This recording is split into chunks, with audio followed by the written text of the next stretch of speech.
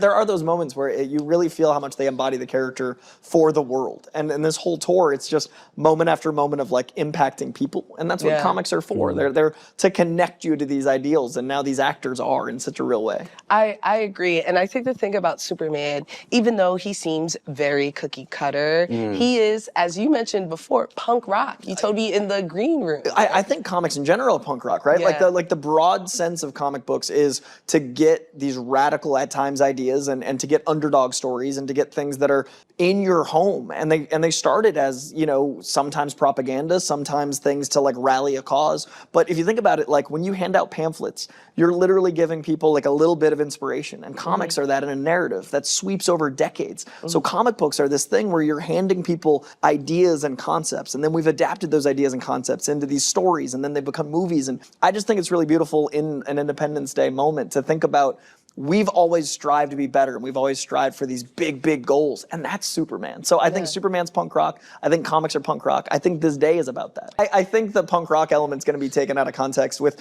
like, some people are going to argue like punk has to be negative or angry, but I think being good is sometimes the counterculture. Like being good and wholesome and being like someone that wants to do the right thing, sometimes that goes against the grain. Like if you look at the internet, you're going to have more people attack positivity because negativity is easy. And so I think in now, like Superman is kind of counterculture because he's so good.